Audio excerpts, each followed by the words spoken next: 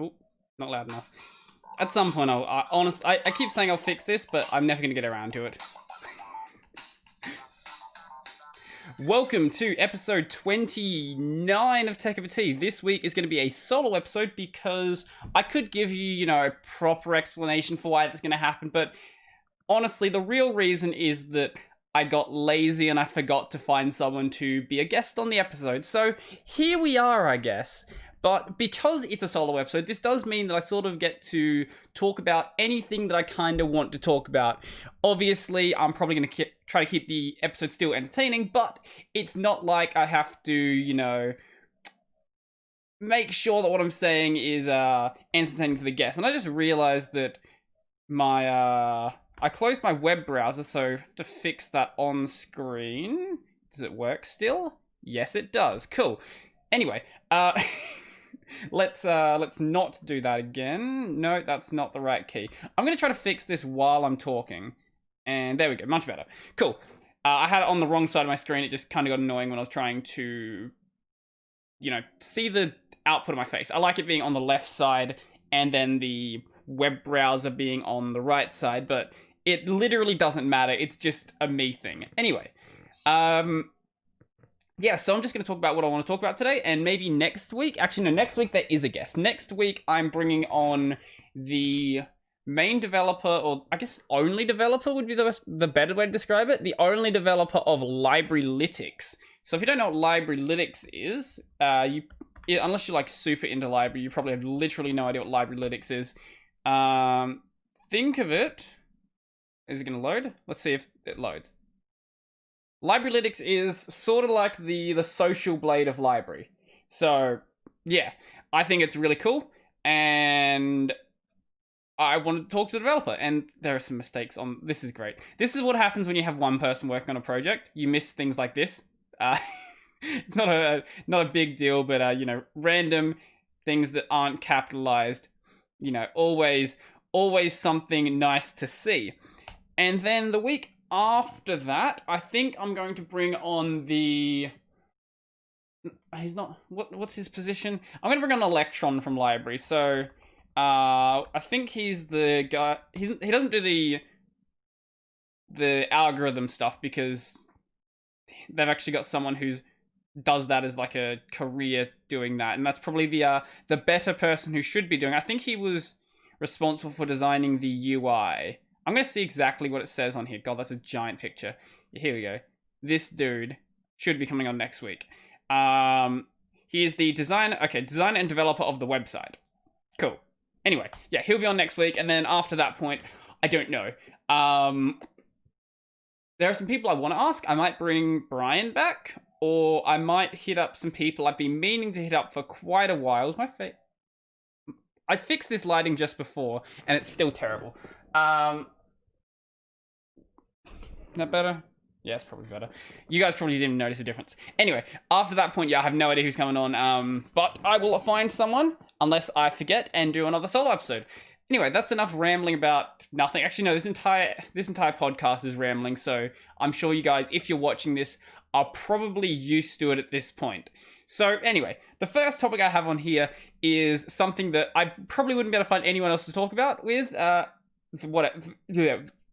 The first topic on here is something I wouldn't be able to find anyone else to talk about with. Yeah, that's how a sentence works. Anyway, Hololive English. So, as you guys might know, if you watched my screen copy video, I have Suise as my phone wallpaper, and then my lock screen is Subaru and Ui. So I'm sort of a Hololive fan, just a VTuber fan in general, and recently there was the announcement of Hololive English. So let's see who is first. I think by the time that this goes up, actually no, I think later today actually is probably the better way to describe it. Later today, Mori is having her debut stream, which should be fun. I think that's when is that? 11 hours from now, as of 2 hours ago. So that'll be like 8 p.m. or something tonight. And here is the rest of the Hololive English cast. So we have, I don't remember what her name is. What is her name? Let's find out. I probably should have remembered what all their names were before I started talking. Hololive English. Hololive English. We're gonna find it.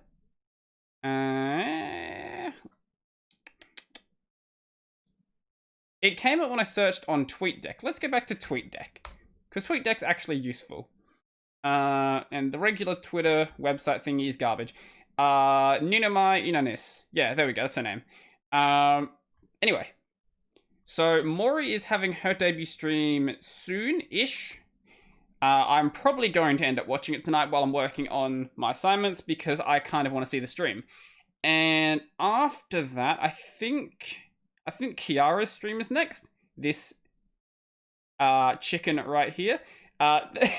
So if you don't know, most of the Hololive characters end up being based on some various sort of animal. So this generation, the English generation, they are based on like myths this time. So I'm not sure what Ninamai is supposed to be, but Kiara is a phoenix, but people very quickly started calling her a chicken, because I'll get to that in a minute, actually. Then we have Amelia Watson, who is obviously supposed to be like fantasy detective nonsense. Then we have on her Twitter profile right now, Mori, that one. Mori, who is obviously a reaper of some sort, and then Gura, who I'm not sure what Gura is supposed to be. I guess a shark. I guess she's supposed... I was thinking maybe something different, because maybe it's just cosplay, but no, I think she is supposed to be a shark. Anyway, their Twitter accounts are absolutely amazing. I'll really recommend going and following them, especially Amelia's Twitter. So I'll see if I can find something amusing from it, because the other day, some of the stuff that they were posting... Amelia Watson. Where is it? Amelia Watson. The pinned tweet. Okay, yeah, this is already perfect. Here you go. This pretty much sums up everything you're going to get if you go follow Amelia's Twitter. So, you've all been so well behaved. I have a present for you. Please be aware of counterfeits. And this is a free admittance to her debut stream. Sure. Oh, and she uploaded the date as the wrong date. Beautiful. But it gets even better if you go back a bit further. So, they've been posting some nice art on here as well. Where is something fun? The problem is they post way too much. Like, if you go scroll through any Hololive YouTuber's Twitter account, there is way too much tweeting. Here we go. Here is a free head pat coupon. So if you want one of those. Also, don't illegally download her coupons, because that's bad. Don't do that. And I think she's bullying Kiara at this point. Oh lord. What am I even reading at this point? So if you're listening to the audio stream, Amelia said, I've always wanted a pet chicken. Then Kiara responded, I got some in my yard, come over. Amelia responds with saying, you're inviting me over for dinner. And I mean, I can cook some chicken for you if that's what you want. I got burgers too. What am I reading? So if you want a fun emote, I'm already starting to use one of Amelia's pictures as an emote on my Discord server, so come check that out. Actually, let's see if we can find the first tweet on here, because Twitter, I don't think you can reverse search. Here we go. Here's the fun. Look at this. What is this picture? What am I looking at right now? Yeah, here we go. Here's a... Is that... I think that... I don't know what you guys can see, actually. I'll have to check that afterwards. But, yeah. Amelia is lots of fun. So, also, yeah, Ninamai is whatever. So, if you're just listening to it, Ninamai tweeted, oh yes, my name's a bit long, so you can just call me Ina. And then Amelia responds with just saying, Ina, my queen. And Ninamai responds by saying, please step on me. This is what I expected. You know what? I don't know what I expected to see from Hololive English, to be honest. I genuinely don't know what I expected, but Yeah, they all look really adorable, and I'm going to have a lot of fun watching the debut streams. And if you are someone who doesn't have a social life and want to watch garbage as well, then check out the debut streams as well. I think if you go to the Hololive English YouTube channel, you will see a list of all of the debut stream times. So yeah, I'd recommend checking that out, and you will find all of those. I don't really have much else to say about it. Because the streams haven't really happened yet, I can't really say too much about it. Amelia looks like she's probably going to be my favorite of the crew. Let's hope that no one ends up graduating this time like happened with the 5th generation of Hololive. Because, yeah, let's just not go back into whatever happened with that scandal. But since we're already on Twitter, have you... Okay, if you're not following Brian Lunduke's Twitter, I would really recommend doing so, because he's been going, like, absolutely off for the past, like, couple of weeks just about the riots that have been happening in Portland. Because being in Portland himself, you know, it's sort of made him realize how just insane everything is in the US right now. And yeah, just actually, let's see if we can find something. He did openly come out as a Trump supporter before, which, you know, amuses me, especially with some of the stuff that he said before. Also, now he's talking about how Cuties is absolute garbage and should be removed from Netflix, which, you know, is probably a fair position to have on that movie. But yeah, this is just go follow Brian's Twitter. It was even more fun back at the start when he was still sort of like on one side of the fence, on sort of on both sides of the fence. That's how sentences work. I can't speak at all. He was sort of on like both sides of the fence, and now he's just like full on given up and like, no, I will be a conservative at this point. Which, you know, which is sort of hilarious, especially with a lot of the general mentality that seems to exist within the Linux sphere. There's a lot of what's the best way to describe it? Communist sympathizers. Yeah, I think that's the best way to describe it. There's a lot of left-wing people, so it's always interesting to see when someone just comes out and like, yeah, no, I'm not crazy.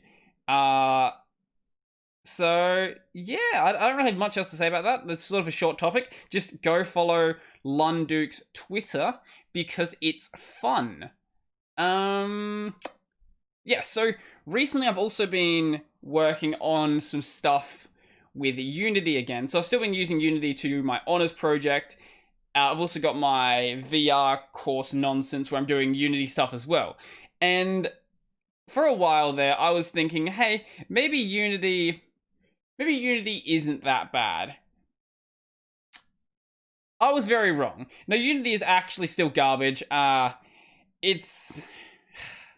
I don't know if it's just the older version of Unity that I'm running, because I've got two versions that I'm running. I'm running 2019.2 and 2018.4.5 LTS.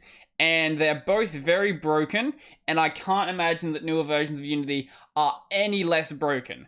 So the problem I have with 2018.4.5 is, okay, on this system right here, I'm also running Windows.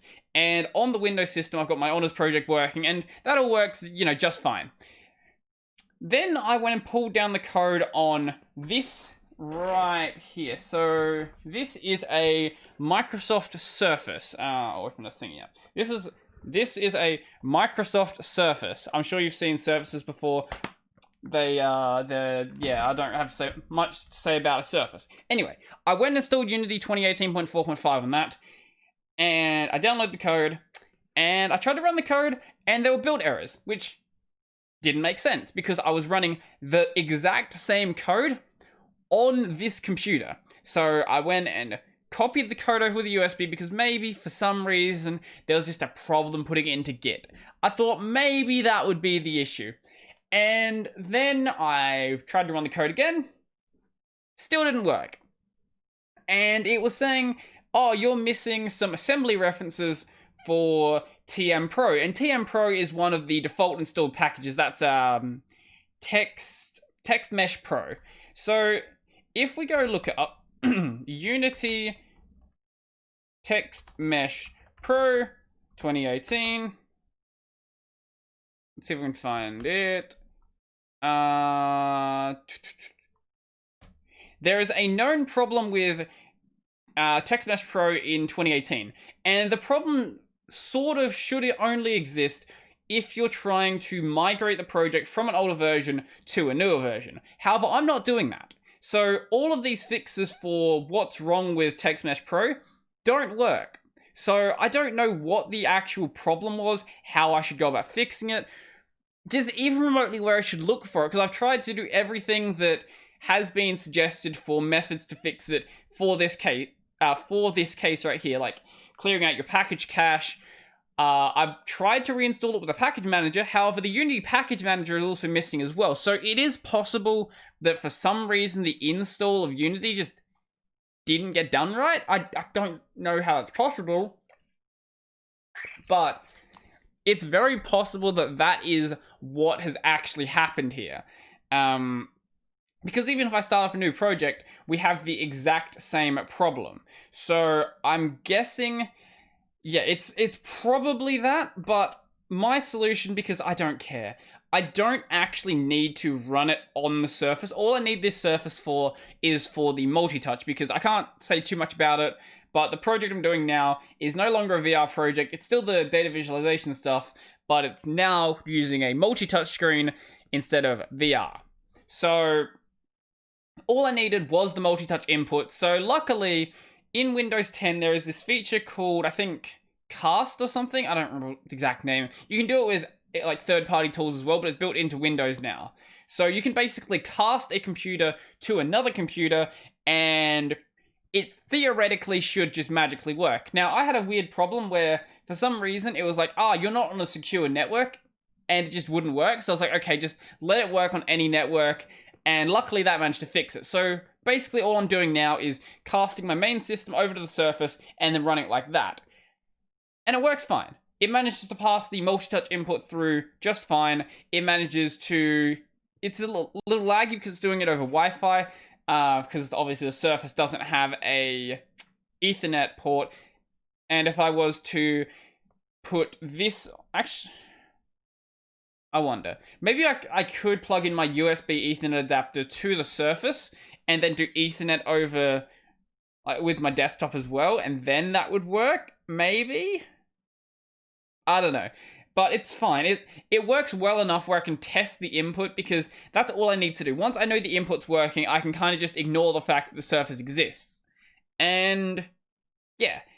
I wish that was the end of the problems though, because the problems continue from there. Now, I don't like game engines on the best of days. I think they're kind of a waste of time, and you might as well just go and do everything with libraries. So I love that. The first thing that comes up when you type in libgdx is libgdx versus Unity. So I genuinely do not like game engines. I think they're a big waste of time, and you might as well go use a game library like libgdx, or go use like OpenGL directly. It's going to be just fine for you. The reason why you use an engine is because an engine is supposed to, make things easier. It's supposed to handle things that you don't need to handle yourself. Why does this have support for BlackBerry devices? Sure. What? I did not know I had support for BlackBerry. Anyway, I'm kind of getting off track there. The reason you use a game engine is to make things easier. However, Unity does not do that. In some cases, it actually makes things significantly harder.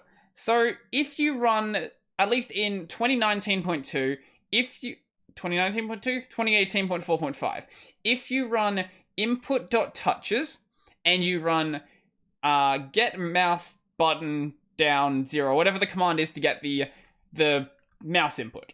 If you run that, like those two commands, they will both return true when you touch the screen. So if you are touching the screen, it counts it as both a touch input and also a regular mouse input, which means you actually have to conditionally handle both of them at the same time if you want to do touch input. Now, this doesn't sound like that big of a deal, except for the fact that this is what a game engine is supposed to do. It's supposed to make things like this easier, so I don't have to think about, this is how handling basic input should be done. Handling basic input is something that should be done by the engine itself. I shouldn't have to say, oh, I'm touching the screen, or I'm clicking the mouse, am I also not touching the screen? That's not something I should have to do. Obviously, if I do want to do some hacky stuff where I'm doing both at the same time, that's different. But if I am just regularly touching the screen, that should not be counted as a mouse click. And it took me like 3 or 4 hours to realize what was happening here, because my input manager was basically doubling up on every input. I was like, why? Because I've got an action on double tap. So when I touch the screen, that counts it as a tap and also a click. So that means that's going to count as a double tap. And basically, that action was running all the time. And I was like, why is this working? It's not, like, I was looking at the code where it should be getting handled for touch input, and I was like, there's nothing happening here. What is going on? And lo and behold, it was Unity being garbage. So, yeah, if you do want to get into game development, I know that a lot of people, are like, oh, you should use Unity or you should use Unreal. Unless you're doing some, like, AAA title, unless you're doing some, like, really big game, a game engine is going to be detrimental for you. I really believe that. If you want to do any sort of just entry-level game development, unless you're specifically doing the game development for the sake of learning Unity, just don't. Just don't use a game engine. Just use a library. Now, this is talking from the perspective of someone who has never released a game myself, but I do know how god-awful using Unity is. So, I'm going to say don't use it. I'm not saying you have to use something like libgdx. As I said, you could use OpenGL, or there are plenty of other examples out there that you could use. libgdx is a Java and a whatever the thing on Java that's being replaced. Whatever is replacing Java on Android. There might be other bindings though. I don't actually know. Let's see. Yeah, I think it looks like it's just Java. Okay. So yeah, maybe libgdx isn't really the best one to choose from, just because Java is... Don't develop games in Java. It's a bad idea. I've used libgdx before. Just don't.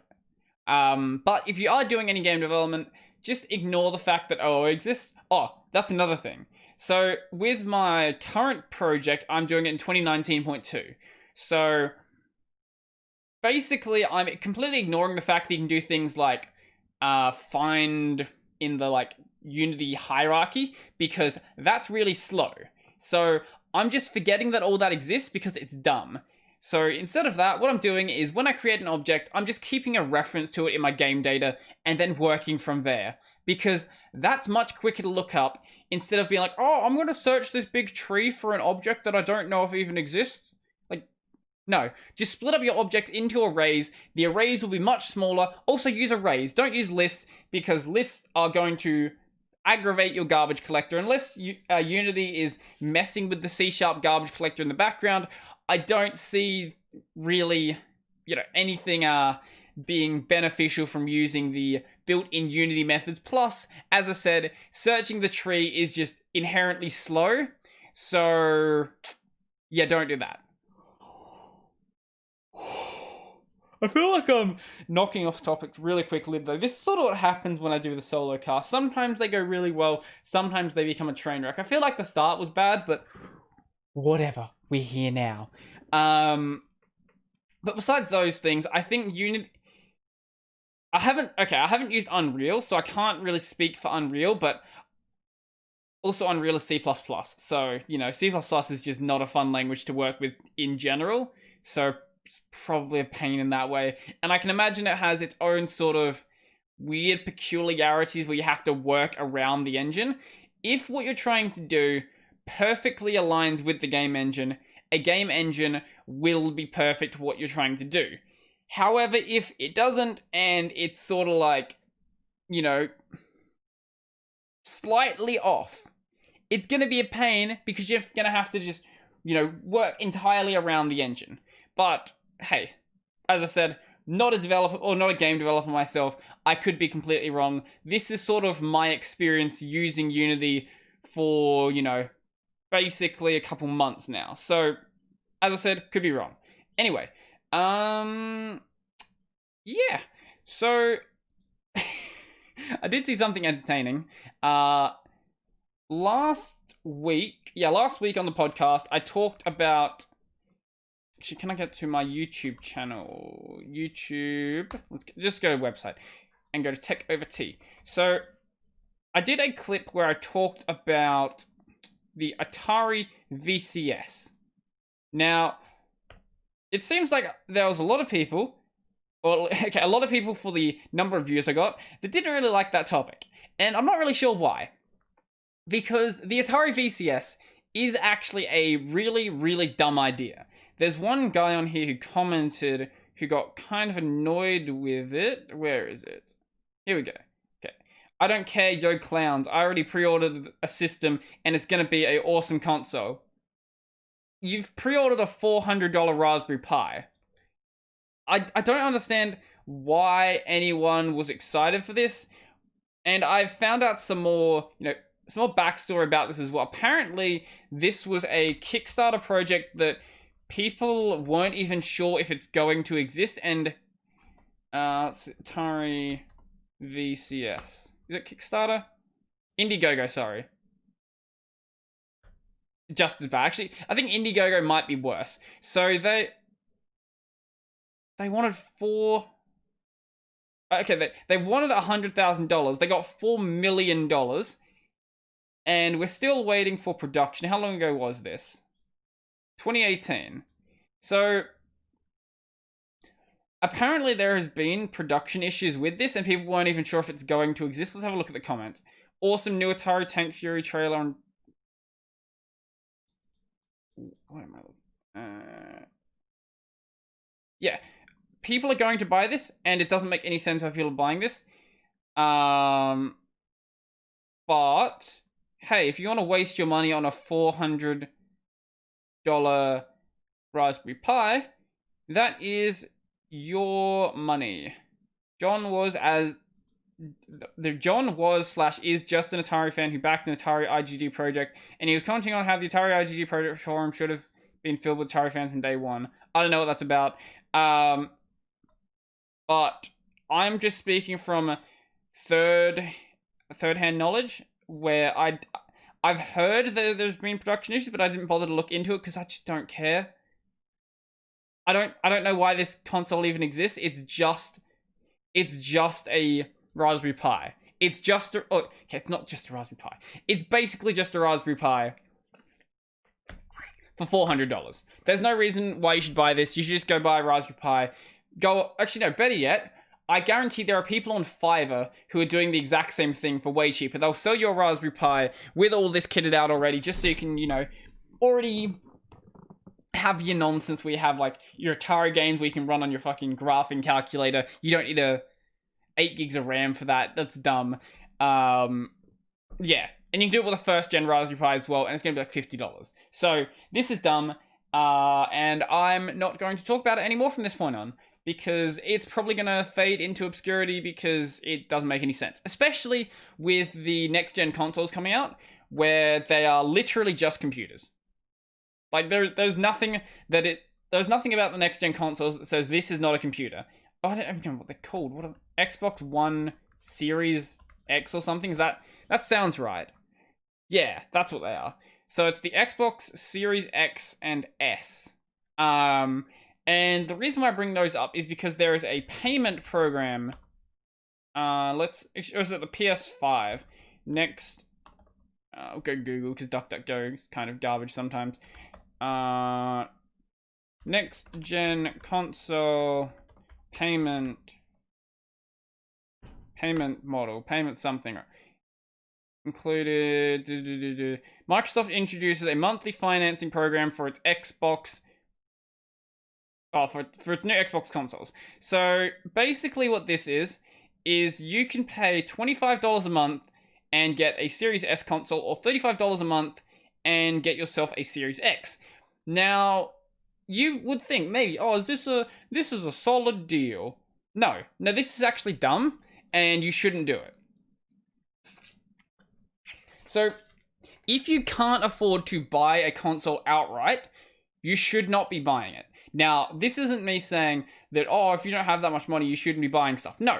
What you should be doing isn't getting yourself into situations where you're paying monthly or weekly bills. What you should be doing instead is, if you want to go buy these consoles, save that money yourself, put it into an account, and then once you have enough, then go and buy it. The money's not going to disappear if you spend it over a monthly, or the amount of money you spend or have isn't going to change based on whether you save it or whether you spend it monthly. So if instead of spending this $25 a month, you put $25 a month into an account, eventually you will have the amount of money you need to buy the console. And maybe if you save a little bit longer, then you can buy some extra stuff alongside it. And also, as I said, you do not want to get yourself into a situation where you have extra monthly debt for no reason, especially when you're in a situation where it's very likely that a lot of countries are going to be going into pretty bad recessions over the next year or next 2 years. Australia has gone into a recession right now. We've gone down, I think our GDP has dropped 7%, and we still have our government welfare scheme nonsense going on right now, but that's supposed to be ending soon. So once that ends, then we get to really see what the effects are going to be, because right now a lot of people are making more money than they would have been making if they were at work. So once that ends, then we're going to start to see how much it hurts. And when that starts to happen, that's not when you want to be taking on more debt. That's when you want to be, saving as much money as you can. And then if you want to buy a luxury like that, then you can go buy a luxury when you actually have that money saved up. It's the same thing with phones as well. Getting yourself a phone plan is a massive scam. I have never had a phone plan because it's really, really dumb. And all of these phone companies will trick you into getting them because they make you think they are a good deal. Because it's like, oh, you get this, you get like 100 gigs of data, you get this, and you get that, and you get that, and other thing. And you're not going to use half of it. It's like, oh, here's 1,000 minutes of international calls. You're never going to use an international call unless you're calling like your grandma in some other country, because what you're going to do is you're going to call them using like Facebook Messenger or something like that because it's free. So international minutes are dumb, and phone plans that try to include them as some extra are dumb as well. But the other problem you get with those phone plans is you also end up spending way more on the phone than you otherwise would have. So you might buy something like, let's say, we'll go with the phone that I actually know the price of. This is a Realme 5 Pro. It's like $300. If you get the same phone on a phone plan, even accounting for like the extras you get, you end up paying like $500 and $600, or $500 or $600. Yeah, that's how sentences work. You pay way more than the actual price of the phone. Whereas what you could have done is had maybe a prepaid solution, buy your phone outright, and then you can actually, save a bit of money. There is so many people who get onto these payment plans, whether it be through phone plans, whether it be through Afterpay, or through this nonsense right here, that take on debt they really do not need to take on just because they want to buy something now.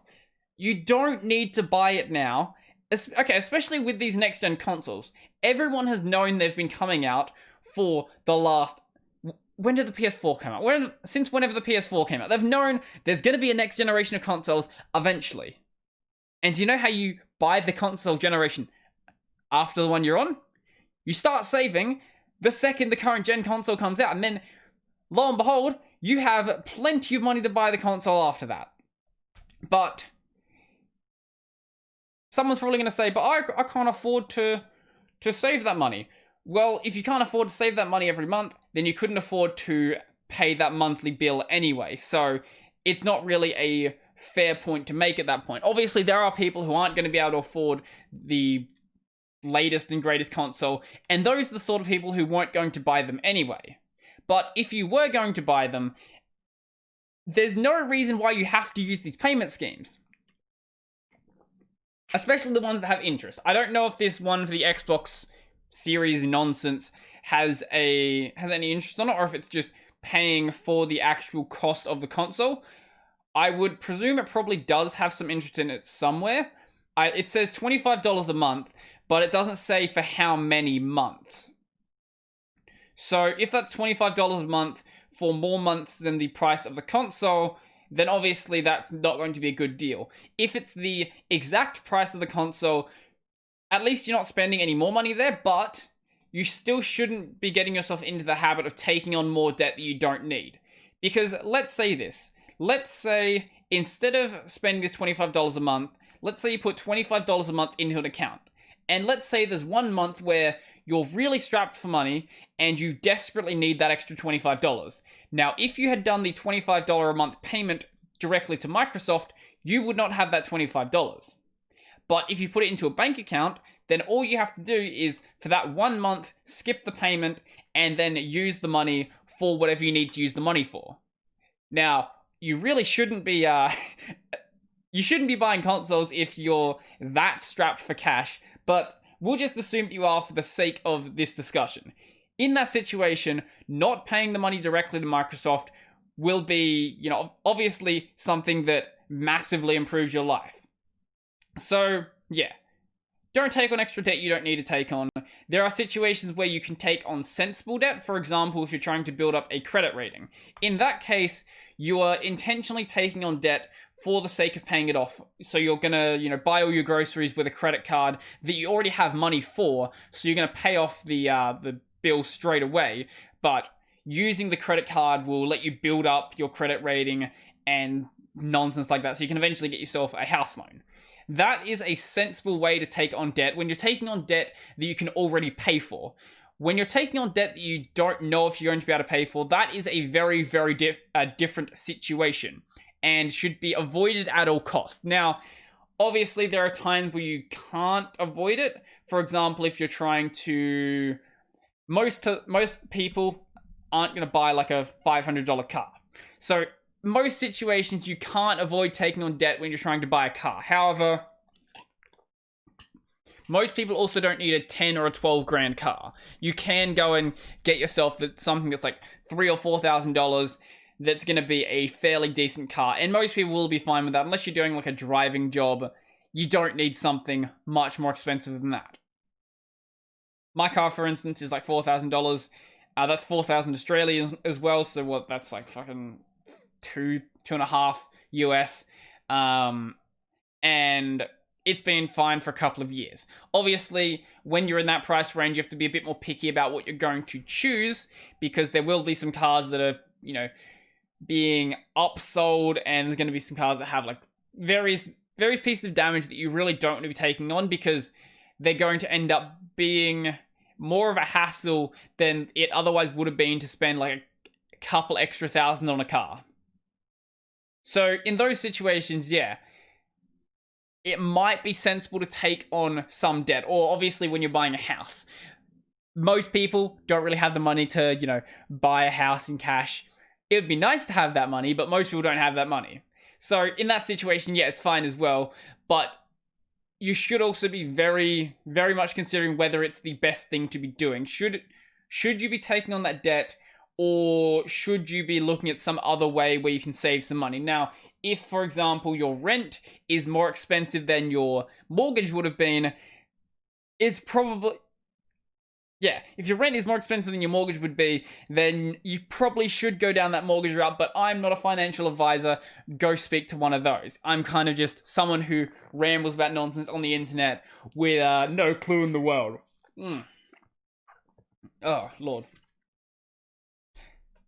My sleep has been a mess lately, and it's going to get worse.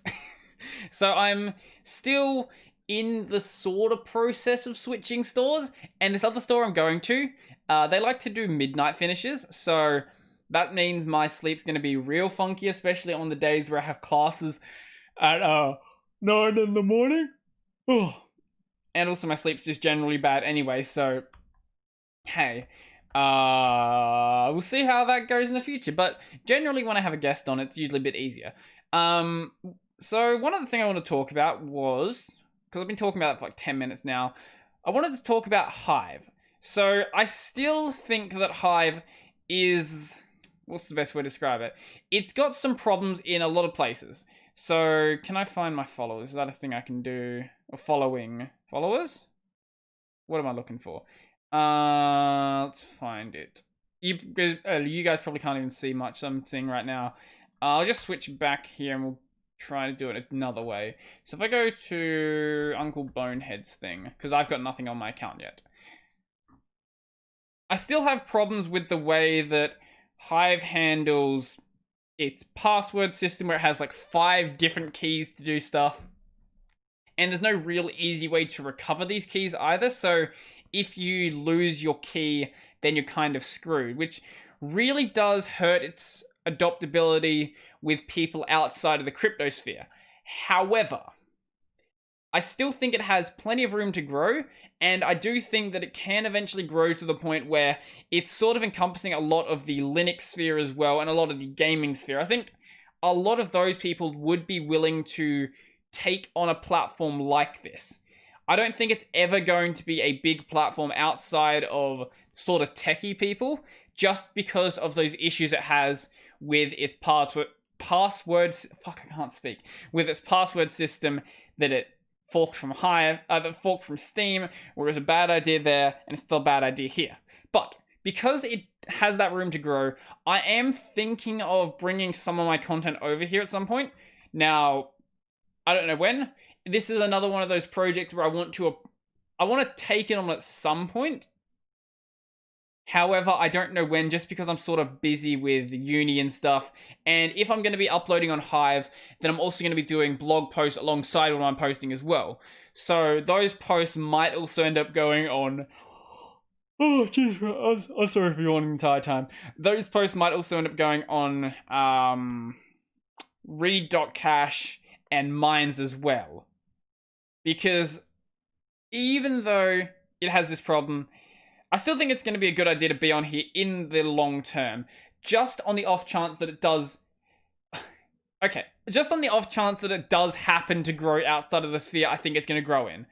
There is a very, very tiny possibility that it does, but if it does, then I do want to be here, and I want to be here as early as possible. I have actually started buying some Hive as well, just because it seems to be doing fairly well, and even if I'm not actively using the platform myself, I think that holding some of the token is going to be a good idea for me in the long run as well. Unlike LBRY has been for quite a while now, LBRY has had plenty of problems with just not being a good video platform. They just, up until very recently, they didn't even acknowledge the fact that they were kind of a terrible video platform. They always talked about, oh, here's this new cool blockchain feature. Here's this other cool feature. Here's this other thing. Completely disregarded the fact that the user interface was absolutely terrible. Now, luckily, they have sort of started to address that. So I'll see if I can find it. I'll just take it off the screen for just a moment. It's not something I need to hide, because it is public information, but they don't want the password for it being shared outside of the Discord channel right now. But, you know, if you go join the LBRY Nomics Discord channel, you will be able to get this password. So, let's see. Also, when you type in the password, it's in plain text and visible on the screen, which is always amusing to see. So, this right here is Odyssey. Now, I can't really show it super well. Maybe if I expand this. Yeah, okay. It's going off the screen now, but when you have stuff... What is this video? When you have it full screen, it will actually fill up your entire screen with content. So this is the, I guess, beta for LBRY's new interface. Now, I really hope that this ends up going away, because it does not fit the page. I get the haha, we're going to talk about how Google got rid of the don't be evil thing, but this really doesn't fit on the page and should be gone. But I guess LBRY is going through sort of a rebranding now. They're going to go from calling themselves LBRY TV for the video platform side to Odyssey. Now, Odyssey is obviously spelt wrong because LBRY likes to do that. I don't know why. Maybe the Odyssey domain spelt correctly was already taken, so like, screw it. We're just going to use this one instead. But besides the obviously fixed UI and this god awful thing here, the general interface actually does look better in other places as well. So let's find something. Let's say we're gonna we'll click on this quartering video right here. So let's just pause that. We have a like and a dislike button now, which is really, really nice to see. I don't know why they didn't have them until this point. I don't know if they do anything. I think it's sort of just a way for a user to show whether they like the content or not, rather than it being, here's actually something that does anything. Maybe later down the line it will start to affect the algorithm, but for now it's sort of just a nothing. And they also went and fixed the comments. The comments still aren't great. Comment chains I don't think work perfectly yet, but this box takes up the entire screen, and it takes up the entire screen if you're on full screen as well, which is good to see, because having it, before it took up like half the screen, and then these related videos like onto the side here, and it didn't make any sense as a layout. Now I don't know if you can see it. So yeah, I think you can. So if I move this over here, and I go full screen, now the related videos are off to the right-hand side here, which looks a bit more like the way YouTube does, but it's just a much better interface. So, personally, I think that this is the direction libraries needed to go for a very long time. I don't particularly like the fact that they are doing a rebranding to do it. I would have preferred that they stuck with the library branding and then, just renamed, or not renamed, then just stuck with the library branding and then use this new interface. Because what you're going to have happen is all of the existing advertising content for library basically goes out the window, because people are going to search for library, they're going to find the library website, and then they're going to give up because they can't find the videos from that point. So I am going to be having a talk with Julian Chandra in a couple of days. He's the head of promotion, I think is his title at library, and he's sort of one of the people very involved with this shift over to Odyssey, because obviously he's their promotion guy, so he's part of the reason why their name has changed.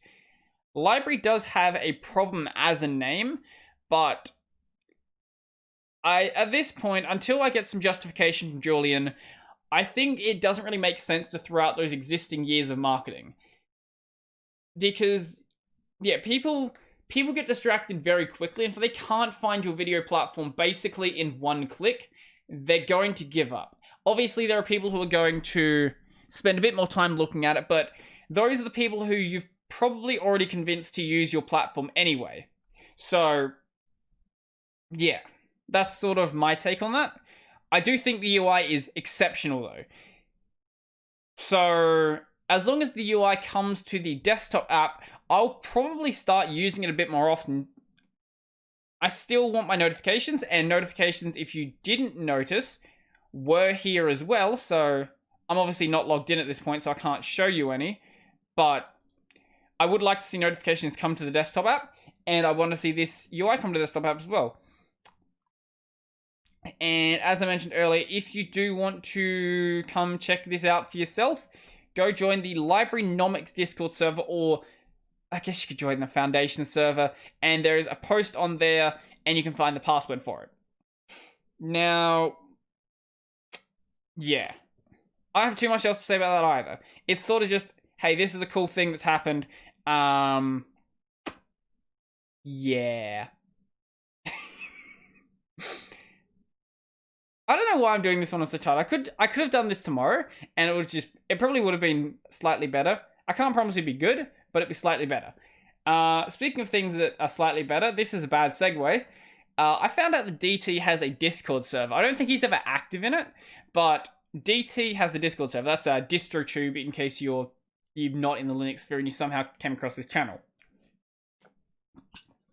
Now, his Discord server might actually be worse than mine. I'm not gonna, read out any of the messages in there, but if you join my Discord server, there are some people in there who are a little bit, what's the best way to describe it? A little bit spicy in what they say. And generally I try to make sure it doesn't get too bad, because I don't want people, just starting to throw out like racial epithets and various things like that, because I don't particularly want that attached to my name. As for DistroTube server, on the other hand, because there's no moderators, he doesn't moderate it himself, it's basically just a free-for-all, and pretty much anything happens in there. And it's a fun place to be, but, it's also not super active. I think it's because he doesn't advertise it. I like mention the fact that I don't even mention the fact that I have one that often. I've just done some videos on it where I mention it, and I guess people find it from there or check my description or something. But I don't know why it's not very active. Considering the fact that he has like 5x, or actually 6 or 7x my subscriber count, you would think that more people would check his description and see that he has a Discord server, because apparently it's been in his description for a couple of months now, and no one's really worked it out.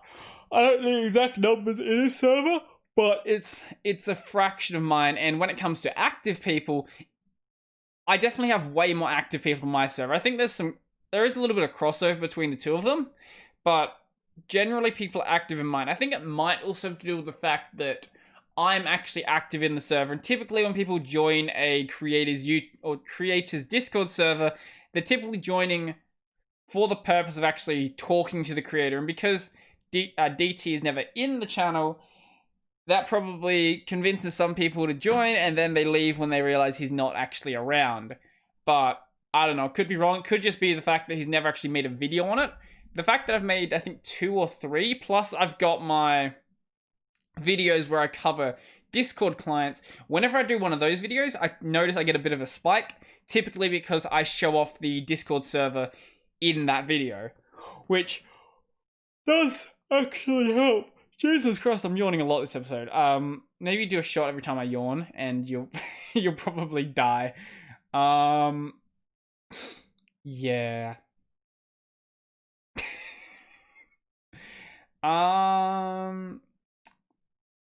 Oh, that's actually a good one. That's not really. Chris Titus. Chris Titus did a video on, I guess it was a 2-year update video. So, I guess he's been making videos for... He's got 200,000 subscribers. What the fuck? When did Chris hit 215,000 subscribers? Yeah, so... He has 200,000 subscribers. He's been doing this for like 2 or so years. And I watched this video, and people on my Discord server was like, oh, it's a sort of cringy video.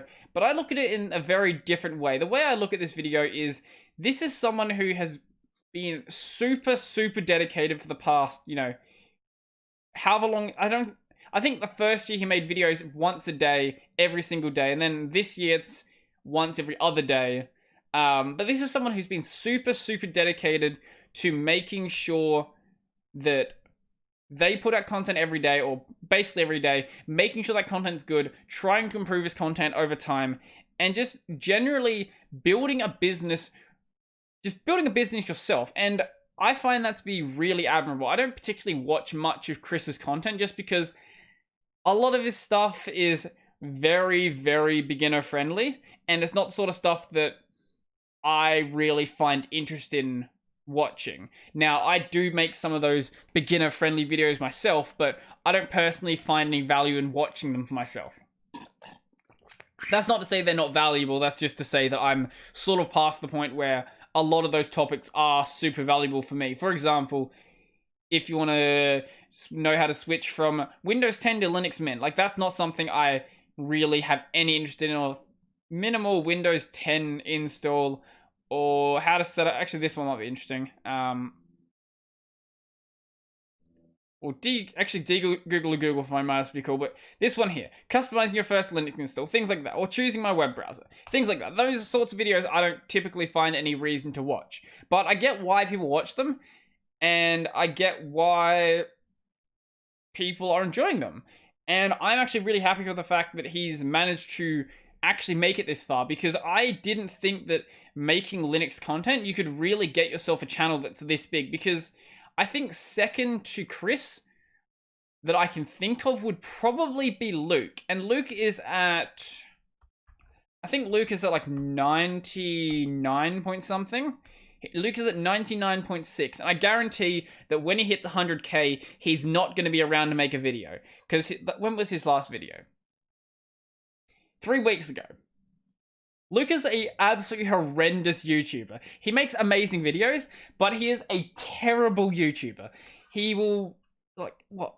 How often does he take breaks? So, 3 weeks ago, okay, he did a couple of videos in this one, and then last month, he did like 5 videos.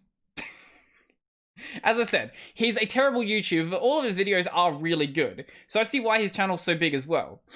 But I feel like if Luke actually did put in the effort, he probably could have a channel around the same size as Chris, but he's just gone off and done his like boomer thing, living in the forest somewhere, and doesn't really care about the fact that he's built up this really, really good position for himself with only 340 videos. This is actually a really small amount of videos for the size of his channel, especially when you look at Chris. Chris is at 555 videos, and I think I'm at like close to 400. So yeah, obviously my content's been pretty bad for a while, so it's fair that I don't have the same level of growth. But Luke, on the other hand, makes amazing content. He's just really, really lazy with making it, and I don't know. The fact that he's got this position where 4chan really likes him, and that's sort of where a lot of his subscribers come from, as you can probably tell from his comment section. But he doesn't really take advantage of that fact. I know he's been occasionally doing some stuff on PeerTube, and he does occasionally upload like, what's the word I'm thinking of? Exclusive content on PeerTube, but still generally, he's not uploading that much content just, in general. Generally in general. I'm saying things that make literally no sense this week. I could have just started the recording again, like back at the start, but now that I'm an hour in, I'm not doing that. So, yeah, I think Chris is doing really good content. Not my content, but really good content anyway. Speaking of someone else who's making content, Mr. Brian Lunduke. His videos, holy shit, I don't know how his videos have been doing this badly recently. So, he has 69,000 subscribers. His views are less than mine. I don't know what Lunduke has done to piss people off. I genuinely don't know. Is it this video right here? Myth macOS is based on Linux or BSD. Actually, his videos did drop off when he did the video is open source similar to socialism. So maybe there was a lot of commies subscribed to his channel, and now that now that he uploaded that, is just like weird. But he also did this video talking about his locals, and that did like got kind of downvoted a lot. But before this point, like, look at this. Most of his videos do fairly well. It's like, 3,500. It's not great for a channel with 70,000 subscribers, but it's still more than what he's doing right now. So like 3,500, 4,500, 2,500, 8.5, 5.5, and then after this point, 1K, 1.2, 790, 1.5, 1K, 913, 1.8. 1.8 is terrible for a channel his size, but at least that's in the realm that's slightly higher than my typical views. I typically get in the realm of 1 to 2.5 on most content. The 2.5 is on like the higher end when I do a video on like some cool Alacrity feature, or I do some really, really normie friendly video. In those videos, they typically do well. If I do something like, here's this random GitHub application that does a very specific task, those typically get around 1,000 views, which is still really impressive for that sort of content. I wouldn't have ever expected that I could make videos talking about just literal nonsense on GitHub and still manage to like build up a following around that. But I don't know what's going on with Lunduke's views here. I'm assuming that he probably pissed people off, it may have something to do with what's been going on his Twitter, because I know he lost like 1,000 Twitter followers, like 2,000 Twitter followers. So maybe that's finally hit his YouTube channel. He hasn't lost subscribers though. I think it's sort of just people are not watching his content, and it might also have something to do with the fact they don't really like Matt here. I don't know. That's possible. When Lunduke's by himself, he typically makes fairly interesting content. I know some people are going to disagree with that, but I feel like his content's still fairly interesting. But I don't know. Is it a common trend whenever he has Matt on the channel? No, even back in the past when he had Matt on the channel, he was doing just fine. Even when he was literally just reading articles that he wrote like 10 years ago. Even those videos did well. Even when he was doing live streams all the time, those did well as well. But some reason, something has happened recently where his videos have just completely tanked. And whether it has something to do with this video right here, I don't know. Whether it has to do with this, I don't know. But it is something that has happened. Since we're on the trend of talking about creators, we're going to talk about another Brian. Mr. Brian Jenks, who has been on the channel before, but his channel has sort of been, I wouldn't say exploding is the best way to describe it, but it's certainly been growing way faster than it has been in the past. So what's he at in the past month? 590 subscribers in the last 30 days, right? That doesn't sound like that much. Until you consider the fact that he's only on 1,800. Like, that is a massive, massive growth. That is a, 33% growth in the past month? That is... Actually, no, more than that. That's not how numbers work. That's a 50% improvement, because he would have been at 1,200 plus 600. Yeah, that's a 50% improvement. I can't do maths. So, his content's been getting really good lately. He's got this, fancy intro now. He's got a green screen as well. He does this sort of bit where he talks at the start, which with a green screen and a suit on, which is a bit more effort than I would ever feel like putting into a video. I will always be wearing a tank top or a jacket, and maybe I'll have a green screen one day, but this is too much effort. But his videos are actually really good. He typically talks about R Markdown stuff, which is out of my realm of expertise. Obviously, being a channel that has 1,800 subscribers, you don't get that many views. But he's still getting really, really good views for a channel that is that size. 650 views for 1,800 subscribers is pretty crazy. So I'm glad he's doing really well. And I'm glad that his channel is growing a lot. I do want to bring him back on the show because he was fun to talk to last time. He's better than Luke when it comes to being lazy with uploads, but, he's still sort of lazy. It's only been very recently where he started doing this thumbnail style. I didn't even know. He's cut the picture wrong. There's just this red line of pixels. Beautiful. Yeah, if I was to do this, I would have this continuing down, just so it doesn't look terrible. But his old thumbnails obviously weren't doing super well for him. Being older videos, they've got some views now, but some of these thumbnails are just really bad. Look at this. This isn't just you seeing this. I cannot read this image. There is nothing on here that says to me, this is a good thumbnail I want to click. But some of them are interesting, especially when he was literally just copying Luke. But he's definitely come into his own as a creator at this point. And I think this new style was actually really, really good for him. And hopefully it does well for him going forward. I'm going to yawn again. This is just the yawning episode. I thought this podcast was going to go for 2 hours, but it's probably not. It might go for an hour and a half, I don't know. What do I have on this list? I can't speak.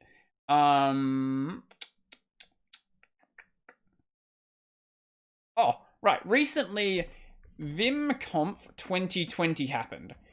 Now, there's a very good reason why I mentioned VimConf 2020. Is it called VimConf 2020? I think it is. It was VimConf Live. Here you go. So, it was a online Vim conference, And the reason why I mention this is because I actually was invited to this. I don't particularly know why I was invited, but I did get invited. However, I couldn't make it to the time they wanted. And like, oh yeah, we'll let you know if anything happens with the time. And I never got an email back, so that's why I wasn't actually a speaker there. But maybe next year I'll do something. I don't know. Vim as a word processor. That's interesting. I don't know what I would talk about if I did that, but I would certainly be interested in actually participating next year if they do another online conference. If it's obviously in another country, that's going to be a little bit harder to do, but if they're doing another online one, maybe I will. I don't know. YouTuber and Vim enthusiast. Maybe he's the one who ended up taking my position as the YouTuber. I don't know. But I don't know why I got invited to this in the first place, because I don't feel like I know that much about Vim. I sort of just talk about Vim occasionally. I know I have like 30 Vim videos, but I still don't think that's really that much about Vim, because there are channels that are specifically dedicated to Vim. I'm sort of just fumbling around with it, trying to make it the perfect editor for me. For me. While also trying to turn it into Emacs, because turning it into Emacs gets a lot of people really annoyed, and I'm not entirely sure why. I did a video a while back where I talked about how there's not just one correct way to use Vim. There's actually like it's Vim. You can do whatever you want. Obviously, using the vanilla sort of setup where it's a very lightweight editor is one perfectly valid way to use it. But if you also want to do something like, say, I don't know, turn it into Emacs, or you want to turn it into VS Code, or you want to do all these other things, there's no reason why you shouldn't do that. For example, I think the week this goes out, I'm going to be recording a video on an application called Go NeoVim, which is a... Did I spell it wrong? Oh, I spelled it Geo NeoVim. Geo NeoVim. I can't click on the screen for some reason. I meant Go... DuckDuckGo. Stop it. There we go. Go NeoVim. It is a fork of another application called Go NVim, which is not being maintained anymore. But it's an interesting application, to say the least. I don't think that it adds anything super duper useful, but there are some cool features that it does have. For example, like workspaces and a built-in fuzzy finder. Plus, it's got this like VS Code-esque drop-down thing.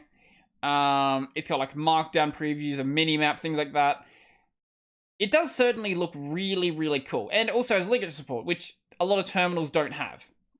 So, on my quest to turn Vim into Emacs, obviously I'm going to have to try out some GUI clients, and maybe I'll find one that I really like. Right now, I haven't really found any that sort of, like, I guess that sort of stand out to me. Most of them are sort of just, here's a GUI client, it doesn't really do anything else besides just be NeoVim. Now this one, on the other hand, having the mini-map there is actually a nice addition. And having like the markdown preview is also really, really helpful when I'm trying to do things, just, you know, writing markdown documents with Pandoc. Those actually are really cool features. But most of them, I've seen things like GTK Vim or GTK NeoVim.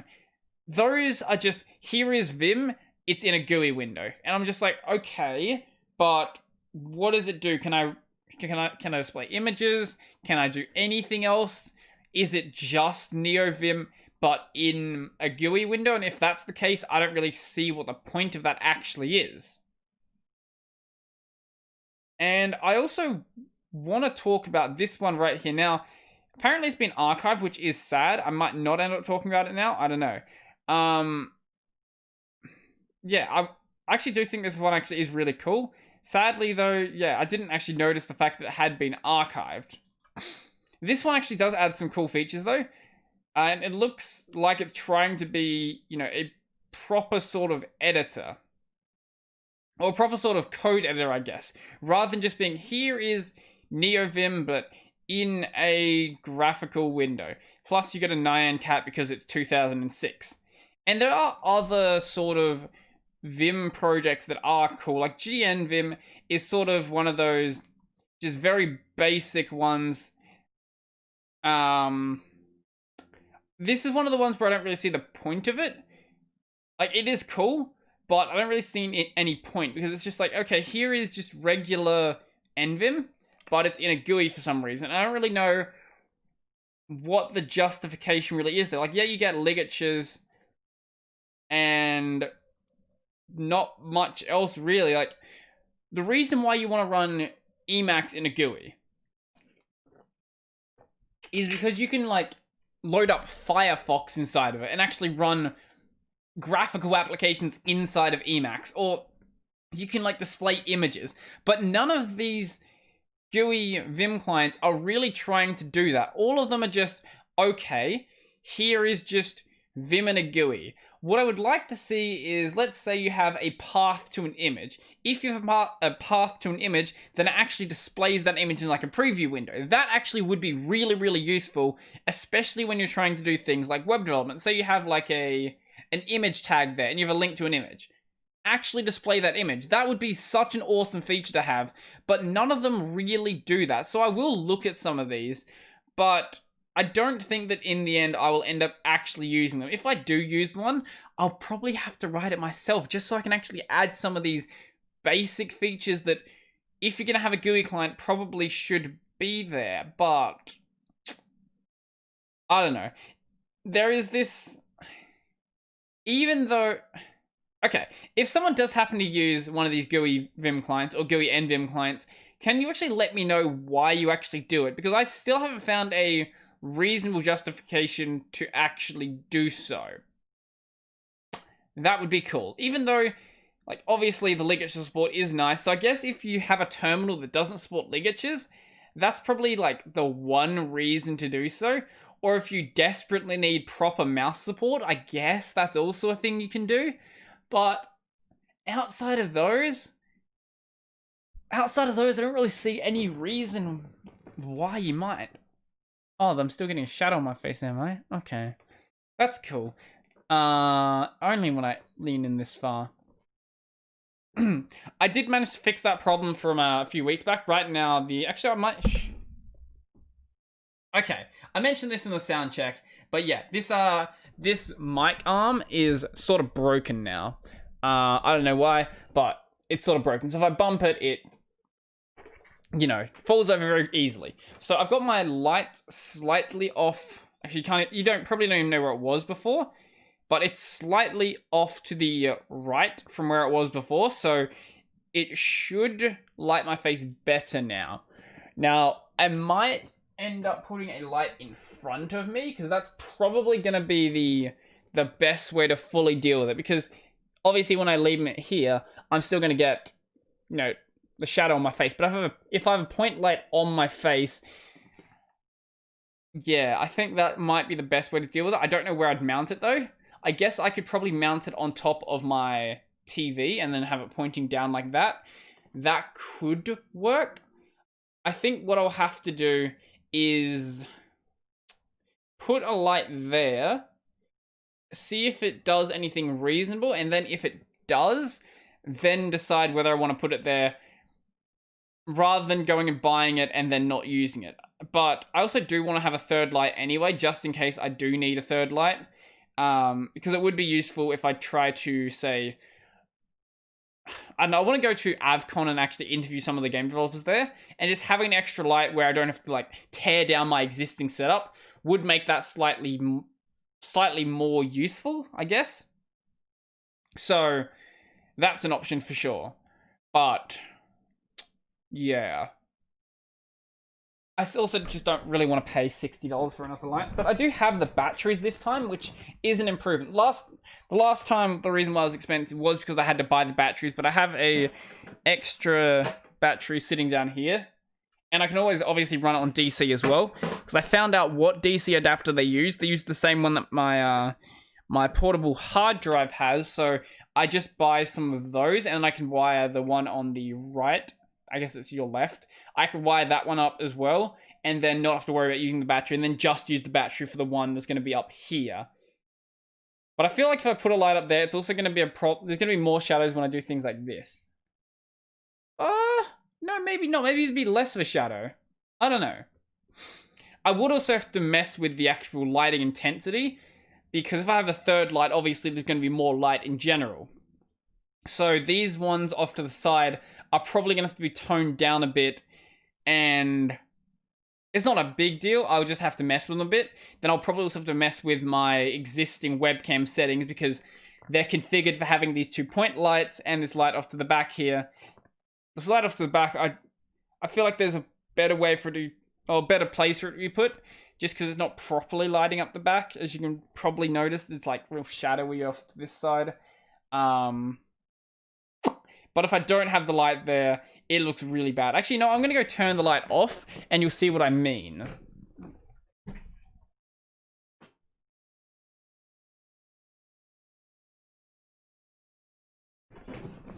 So that's sort of what happens when I don't have that backlight on. So obviously I need to have some sort of light there. But if I've tried placing it like behind this chair, and it just doesn't work. It sort of just blasts the wall and looks kind of terrible. I'll place it there and just show you what it looks like. It's not the worst thing. I guess I could, the other option is I could also just get a less bright bulb. Actually, you know what? It's not as bad as I remember, to be honest. If I put it directly behind my chair. Also, there's a problem where it might fall over. Okay, I remembered it being worse. Maybe it would actually be okay there. Oh, God. That's falling over. Yeah, this is the big problem with having it here. There we go. Okay. Now, my face is a bit too bright on this side. So let's go turn this down and see if we can get this to the point where it's workable. That's not okay. It's not as bad as I had remembered. Maybe it'd be fine like that. I don't know. I might mess around with it, see if it's okay. But also, I'm noticing my face is really, it's weirdly exposed right now, because there's too much light. I think there's too much light on that wall, so I think there's also light coming down on my face as well, so it doesn't really know what to do with it. Yeah, I think the problem is how bright that bulb actually is. So I think I need to get something dimmer, and it might be fine then. Maybe I'll try that. Because yeah, when you're lighting up a scene, you don't want to have too much light on the background, because then the subject will look too dim. Regardless of how much light you actually put onto the subject will look too dim. This is the lighting theory knowledge of someone who has no idea about lighting. So yeah, just take my word with a massive grain of salt. But I think that, yeah, that doesn't, like, there's something about that just doesn't look right. And I think it's just the fact that there's too much light. Even though the lighting on my face really hasn't changed that much. It's just this, because of the fact that there's so much light there, there's sort of your eyes sort of trick you into thinking the subject is less lit than they actually are. So even if I was to turn this way up there, or maybe if I bring my lighting up quite a bit, it will be fine. If I put that at like 35, like it's workable at that point, but then like my face also starts to look really shiny, which is also a problem, especially with going into summer, because I'm obviously going to be like sweaty when I try to record a video most of the time. So yeah, you don't want to have too much light, because you get this weird unnatural look. That can be mitigated by using, or by softening the light, but it's still going to be a little bit of an issue. I really don't like how bright that background is. Yeah, I would have to get a less bright bulb to make this actually work in a way that doesn't look terrible. And then the light falls over. That's the biggest problem though. Just making sure the light doesn't fall over. I guess that could be dealt with by just putting something that holds it down there. Yeah.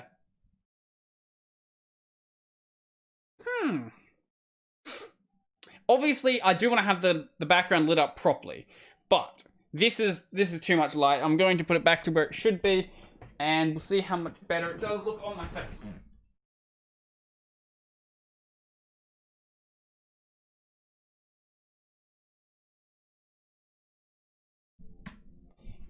And as you can probably tell, now it looks like considerably better. So having a dimmer bulb, if I put a dimmer bulb in that and then I put it back behind me, it should be okay. Now, I'm putting a very big emphasis on the should part there because I have no idea, but bulbs aren't that expensive anyway, so I can try it out without too much worry, I guess. I'll turn this back down. Yeah.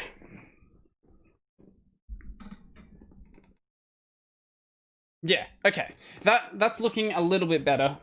I think my camera's too high as well, but whatever. It's probably been too high the entire recording. That was probably good for the audio people. Once again, I apologize to the audio people for doing things that are not audio-y, but you chose to listen to that version, so hey, it's sort of on you at that point. So yeah, I did mention the fact that it's going into. I guess it's going into. It is spring right now. Let's find out what the temperature is right now. Weather. It is currently 24 degrees Celsius, and apparently it's supposed to rain today, which I don't believe. And I made the mistake of putting track pants on before I recorded this, so I'm getting real hot right now, and I'll probably switch out to shorts after I finish this. Yeah,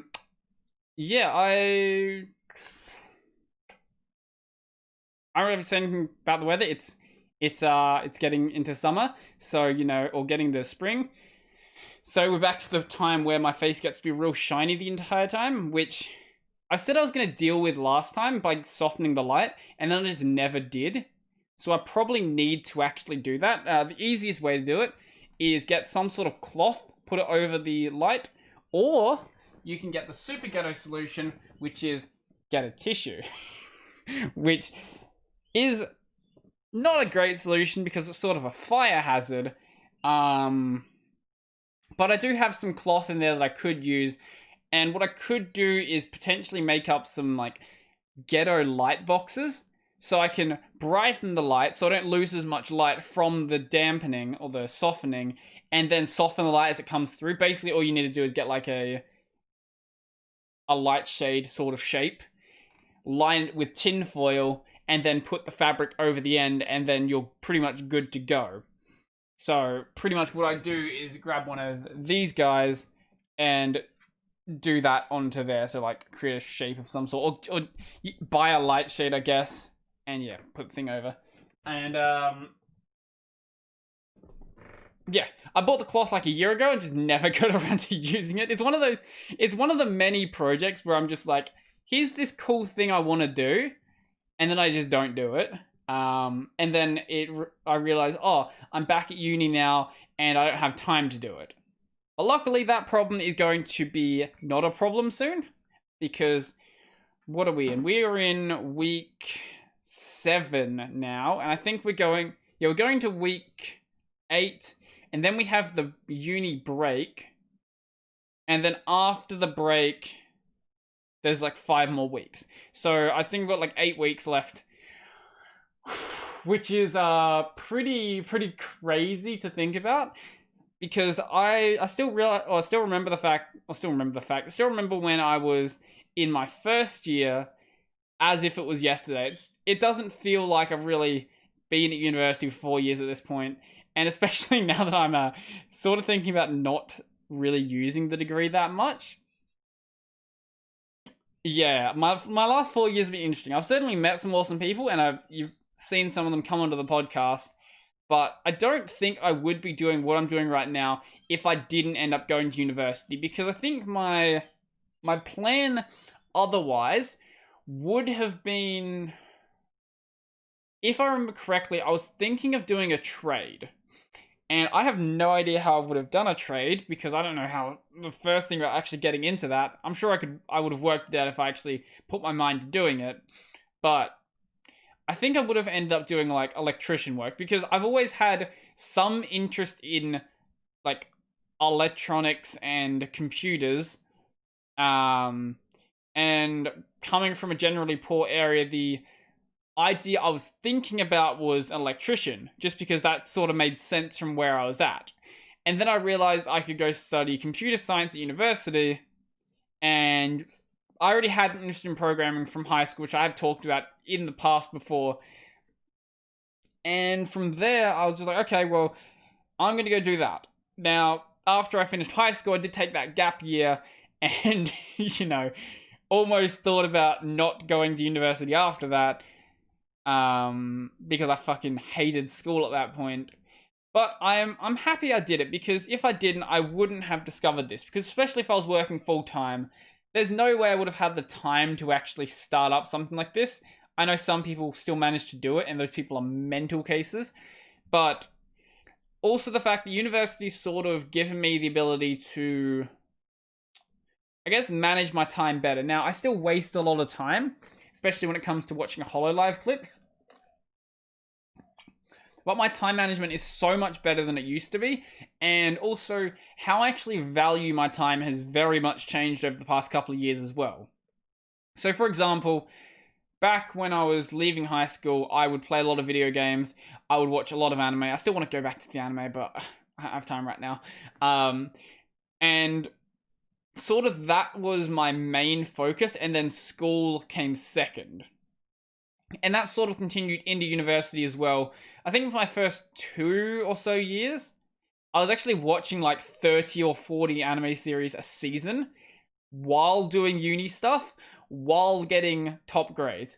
Which, looking back, I don't know why the fuck I did that, or how the fuck I did that.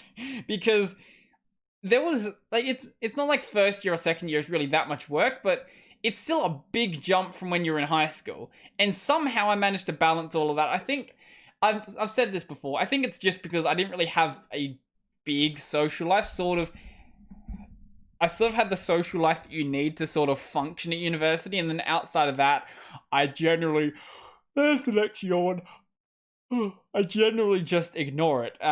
So I would always just be at home basically 9+ hours a day working on uni assignments, which is not a good combination. Not a good idea in general. So now with the channel has sort of taken up a lot of that that anime time. It hasn't taken up all of it. It's not like I spend fucking whatever 40 series a week worth of time is making videos. Maybe I do definitely eat into a big portion of that, but I don't think it's as much time. So I still have more free time, but I also will hang out with people. If someone sends me a message like, hey, you want to go do something? I'll say, yeah, I'll actually go do that. Whereas before I'd be like, no, I need to be at home doing this. Or also I'm working a bit more at my day job, or as a night job, just so I can, put money away from it for investing. And that's not something I would have done a couple of years ago either. I sort of would have done the bare minimum I need to do to survive, and then not really care about anything from that point. But now I'm sort of thinking about it in a more long-term approach, I guess. Where I can say, okay, even though I don't necessarily need this extra $50 right now, if I put $50 away now, in a couple of years, that $50 will be worth considerably more money. And that's sort of the way I'm approaching it. Or not just that $50 will be worth more money, it helps it so the rest of my portfolio can build up in value just that little bit quicker. Which I think is a healthy approach to have, as long as you also maintain that good balance where you're not trying to be like, okay, well, I need to work every extra hour I can right now, and so I can like build up that portfolio. Obviously, if you want to do that, that's cool, but I think there's some value in also just enjoying your life. I don't save every possible cent I could, but I also want to, buy light novels. I want to go out for lunch sometimes. I want to do these other things. So generally I do save like most of what I put away, but I don't save every last cent. If you want to go listen to someone who does, go watch Scott Cunningham's channel. He actually, or I guess Scott Cunningham or Scott C Business, you'll find him with. He's been on the podcast before. He basically lives as minimal as he possibly can. Still somehow manages to have like this crazy setup though, so I don't know how minimal he's actually living. I'll just take his word for it though. But he tries to basically save like 65% of his income, which obviously helps build up your portfolio incredibly quickly. I'm saving less. I'm still saving quite a bit. I don't have an exact percentage, but it's a couple $100 every week.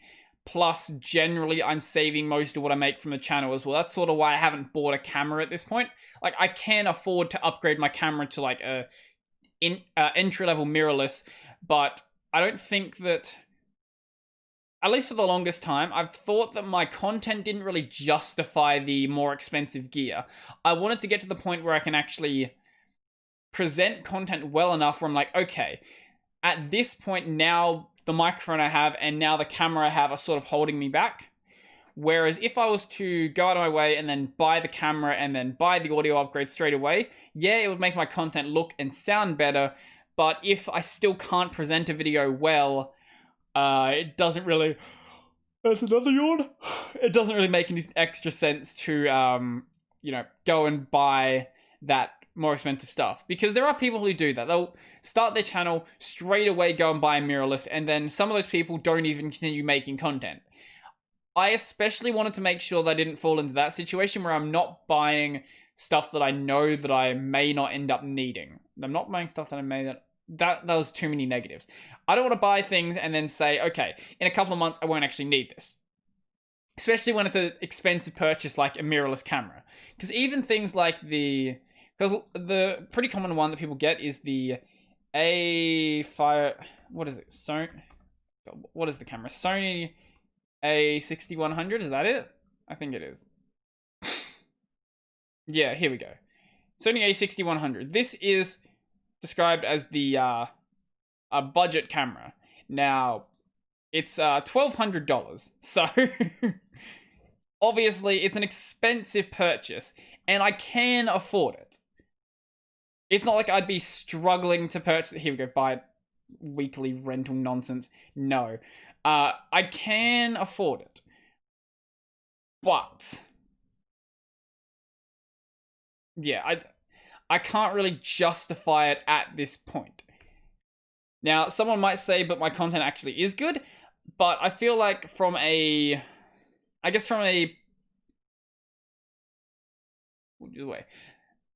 the way that I personally look at it, I feel like up until very recently, I couldn't have justified it.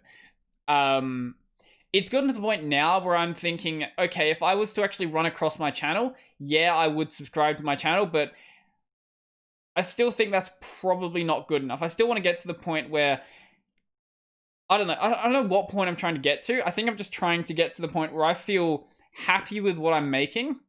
And then I'll be like, okay, I think now is the time to get this audio upgrade. And now is the time to get this this video upgrade. I know there are cheaper cameras I can get than this, but yeah, this is the one I was thinking of getting.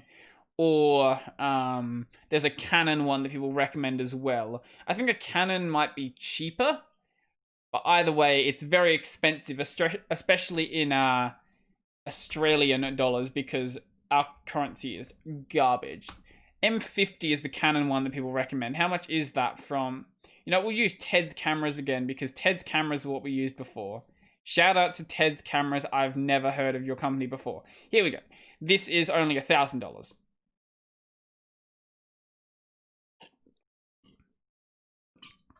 And I would be using that to record my regular content, and so it would be getting used a lot. It's not just like I'm going to use it just for vlogs.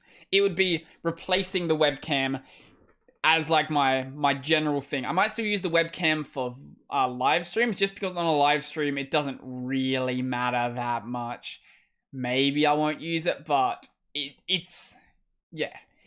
On a like, especially when you're just doing gaming streams, you're gonna have a little webcam in the corner, like down in this down here. Here we go, down in this corner here. And regardless of what camera you have, as long as it's not something from like the 70s, it's gonna look perfectly fine at that size. But for the regular content where I'm just doing like the regular sort of stuff I do, those ones, yeah, it would be doing it. And I feel like it would be a big upgrade. You can go see how good the M50 actually looks. Let's see if we can find a video of it. Canon M50 video.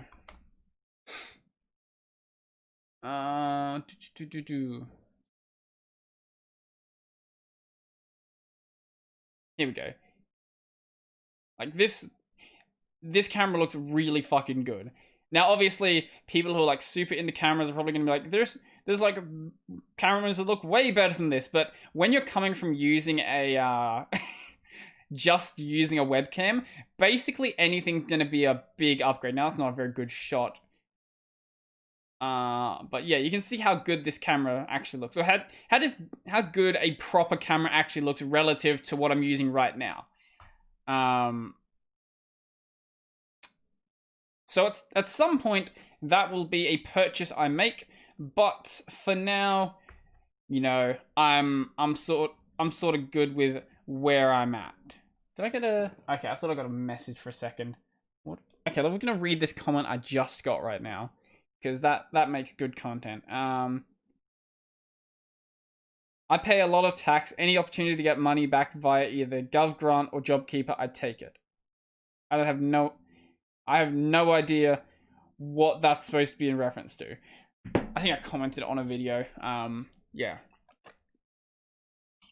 So I think the last thing I wanted to talk about was the Victoria lockdowns, because fucking hell, Victoria is Victoria is pretty fucked right now. So if you don't know, basically the only state in Australia that's still going like super hard on lockdowns is Victoria, because they have no idea how to manage what they're doing. Lockdown, or actually we'll go Victoria restrictions. I did see an article that did list them out fairly well. Yeah, that should work. The Department of Health nonsense. Okay. Actually, no, I think that article I saw... where's the article I saw? See if we can find it. Because it showed what the previous restrictions were relative to the new ones. So, that should be useful. It's, yeah, the one time I'll ever read The Guardian. Here we go. Because I don't fucking like The Guardian. But when they are just reporting facts, then they are relatively okay. So, okay. Basically, Victoria announced, or Melbourne specifically announced they're going to have more restrictions. So, or they announced their plan to move out of the restrictions by having more restrictions. Anyway, the Melbourne Step 1, midnight 13th of September to the 28th of September, which will be as of tomorrow from the recording of this. This will be Stage 4. There will be a curfew from 9 p.m. to 5 a.m., which was previously 8 p.m. to 5 a.m. because, I don't know, I guess the virus doesn't come out after 8 p.m. or something. I don't get the point of this arbitrary curfew, especially when nothing's actually open after 9 p.m. anyway. Just let people be outside. I don't care. This curfew doesn't make any sense. There is also an exercise limit of 2 hours a day within 5 kilometers of your home, up from 1 hour. So previously you were only allowed to exercise for 1 hour, and that was all you were allowed to actually exercise for. Now, I don't know how they can really work out whether you've been exercising for more than an hour or not, but I guess that's what the drones are for. So, also, reasons to leave the home. So, exercise, healthcare, shopping for essential goods. No more than one person per household is allowed to shop once a day. So, if you happen to live by yourself and then forget something you need to purchase, you are not allowed to go back out and actually buy it because reasons. I guess maybe if you treat it as part of your exercise time and you run to the shops, maybe is that okay? I don't know. These are really arbitrary restrictions. Permitted work, so work the government lets you do, and you must stay within 5 kilometers of your home, and intrastate travel is not allowed except for permitted purpose. Intrastate travel. What do you mean? Travel within the state? But you can travel 5 kilometers from your home. Literally any travel is intrastate travel. Am I forgetting what the word intra means? Give me 1 sec. I didn't want to sneeze on the camera. Or into the microphone. Intrastate. I feel like I'm a moron. Existing or occurring within a state. Literally any travel within a state is intrastate travel. What do you mean you can't do intrastate travel? Walking outside your house is intrastate travel. Whatever, that's dumb. These restrictions don't make any sense. Must stay within 5 kilometers of your home. So if you have, say, a job that's 6 kilometers away, and your job is open, then you are not allowed to go to your work, even though your work is open, because you can only travel within 5 kilometers of your home. Melbourne is dumb. Victoria's in the home. People living alone can have one person visit them in a social bubble. I don't know what that means. I don't know what social bubble is supposed to mean. Does that mean your friends can visit you? I don't know. Previously, only intimate partners were allowed to visit. What if you had 2 partners?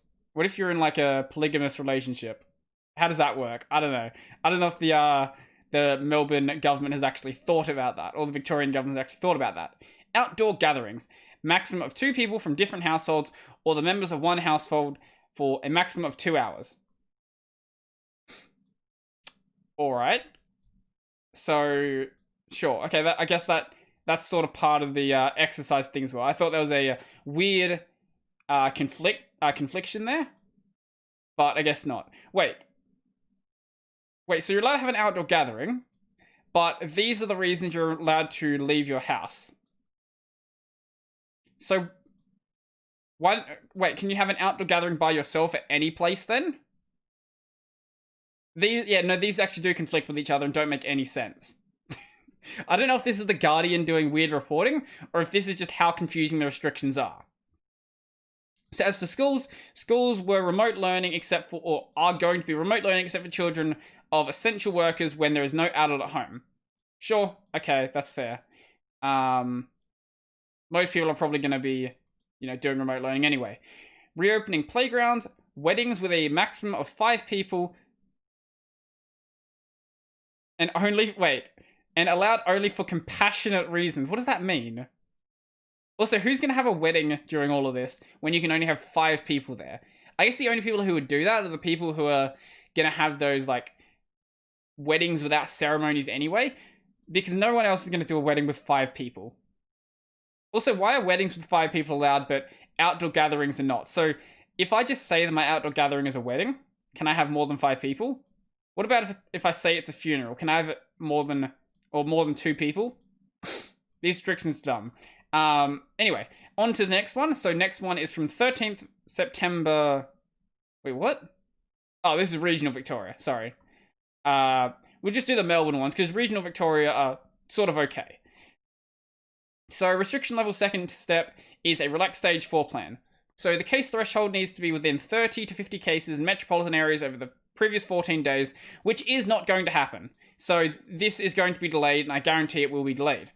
So the curfew is still 9 p.m. to 5 p.m. because, as we know, the virus does not come out after 9 p.m.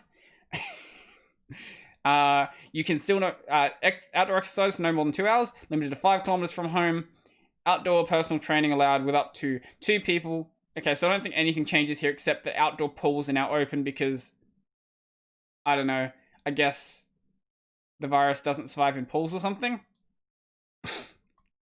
Visitors in the home. People who live alone can have 1 guest. I don't think really much changes in this. Interstate travel, not permitted because you're allowed to travel 5 kilometers from your home, but you're not allowed to travel in the state because dumb. Reopening.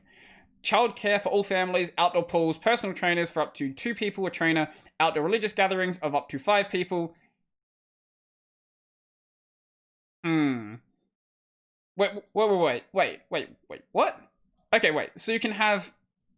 So in the previous stage, you could have weddings with up to 5 people, but religious gatherings of 5 people plus 1 faith leader. So that was the same as the weddings of 5 people plus the person running the wedding.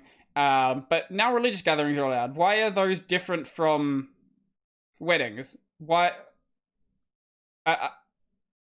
See, this is why people get very confused, because these restrictions make literally no sense. So some workplaces will reopen, construction, manufacturing, warehousing, and postal distribution open in restricted set. I'm sorry, your postal service is closed during all this? Surely not. Sure. Oh. Bump the microphone again. Surely they're keeping Ozpost open inside of Victoria. That would be a little ridiculous if they entirely shut down the postal system. So 26th of October to 23rd of November.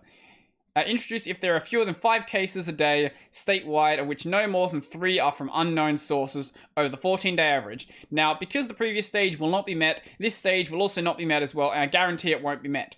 Curfew is now lifted, exercise limit lifted, no restrictions on leaving the house or when. Outdoor gatherings up to 10 people. Sure, okay. Potential stage return for students in years 3 to 10 based on epidemiology. Why can the 11s and 12s not go to school? What? Wait.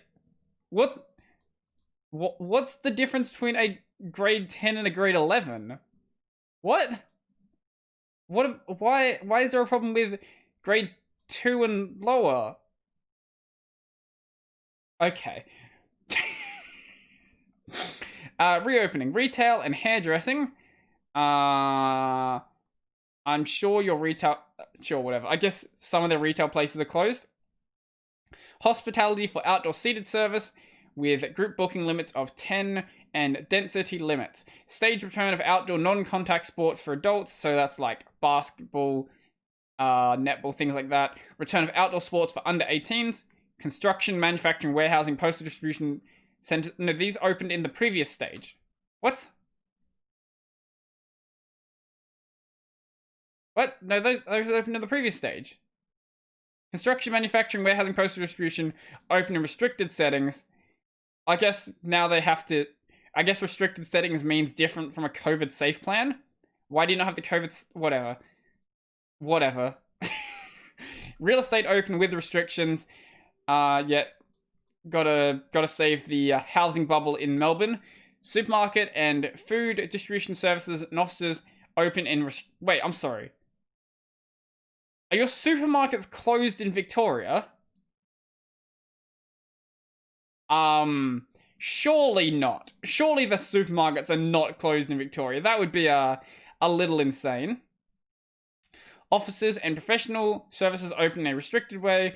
Repairs, maintenance, and clearing open with a COVID-safe plan. Vets open for non-urgent care. Wait. For non-urgent care? Why are they open for non-urgent care? Why not open for urgent care?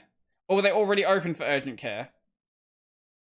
I guess it wasn't mentioned in previous ones, but they might already be open for urgent care. That makes sense then. Community facilities such as libraries open to patrons with restrictions. And then 23 of November to no active cases. Which is going to be amusing because these restrictions are going to basically exist forever. Introduced if there are no new cases in the previous 14 days after the 23rd of November. Once again, this is literally not going to happen in Melbourne. It can happen in South Australia because our state is much more spread out. Victoria is not going to happen though. It's probably going to happen maybe in January at the absolute minimum. So even if there are no new cases, there are still restrictions. So up to 20 visitors at a time, up to 50 people outdoors, all students still in term, back to school. Yeah, that's going to not happen until next year. And all retail open, hospitality increased to 20 people for seated service, cap of 50 patrons in total, Indoor entertainment, cinemas, music venues, theaters no longer closed but restricted by patron caps. Nightclubs and karaoke, as well as gaming and casinos, no longer closed but heavily restricted. Wait, I wonder if it's going to mention... It's going to... I wonder.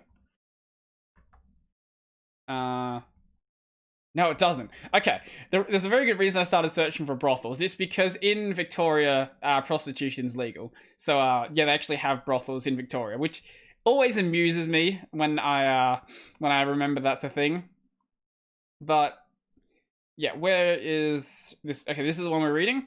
So, regional Victoria, and then after that we have statewide, step 5, COVID normal. There's not going to be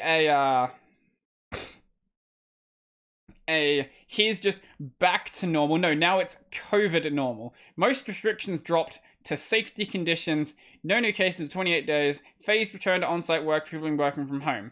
So most restrictions dropped.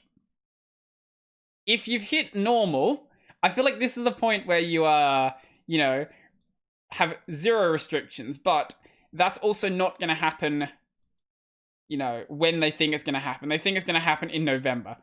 I am very, very doubtful that happens in Melbourne. Now, in Adelaide, on the other hand, we have basically eliminated the virus here. We do occasionally get new cases, but every single case that we have had has been from bringing someone from a different state into this state. And,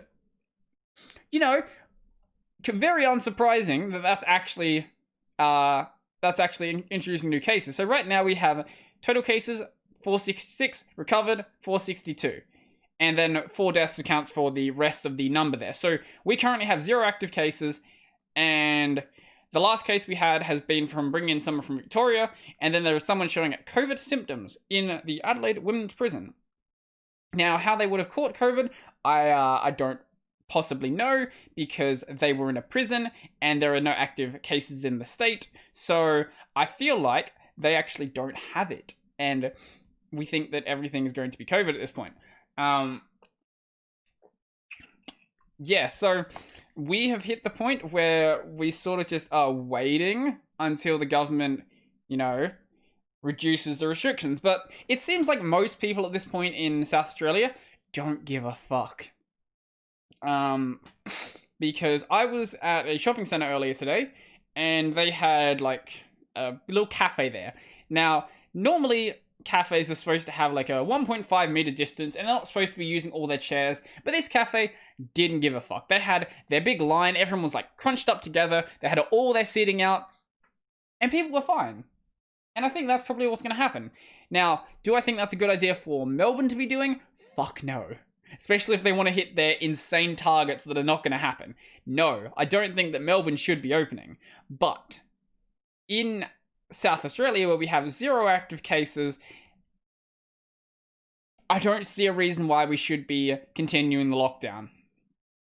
And I do hope that it opens up soon. I don't think our Premier has actually, announced anything. Let's see if we can find anything. Mr. Stephen Marshall, have you made any announcement? No, you've said nothing since August. Okay. So we're just sort of, waiting now until we go back into normal. Now, I'm not entirely bothered by the border lockdowns, especially while Melbourne is still as fucked as it is. I'm entirely happy to keep the border shut to that state, but I don't think there's any reason to keep it shut to like Northern Territory. Like, they're doing even better than we are. So let's see. Northern Territory restrictions, borders. COVID. Let's find COVID. Actually, I don't even know if the border is shut, because 33 cases, 33 recovered, 0 dead. Like, they did fucking exceptionally. NT borders open to all in New South Wales. I don't think the border is open to South Australia yet, but it could be, and I might be slightly mistaken about that. So yeah, actually, let's check. Border South Australia. Once again, could be very wrong about that. Interstate travels. There's... Now, it seems like right now there are still the quarantines. South Australia opens its borders to visitors from WA, Tasmania, and NT. Okay, maybe I was wrong. Maybe that actually did open up a while back. Okay, cool. But I know that Schoolies in Victoria got cancelled this year. If you don't know what Schoolies is basically think of it like spring break in the US, but compress it into like a couple of weeks and add lots more drugs, and that would be Schoolies. And I know this ended up getting cancelled because obvious reasons. Will Schoolies still go ahead in 2020? No, it is not. At least at this stage, I don't know what's really going to go ahead. Oh no, they're going to have a COVID safe Schoolies event. Yeah, no, that's not happening. That is a... Oh no, so South Australia is going to do that. Yeah. South Australia, the state that has no cases, is going to have a COVID safe Schoolies. People are not going to pay attention to your stupid rules. Everyone is fucking hopped up on PCP and is really drunk. They're not going to pay attention to your stupid rules. They are not going to. No matter what you do, it's not happening. You're going to have to arrest everyone at Schoolies for that to happen because it's Schoolies. But I know there was an announcement that the South Australian Christmas pageant is going to be moved. Because even though we're going to be in December at that point, we're still somehow having restrictions like that. See, I'm just generally annoyed at this point. That's sort of how I'm feeling at this point. I think everyone's sort of in that situation.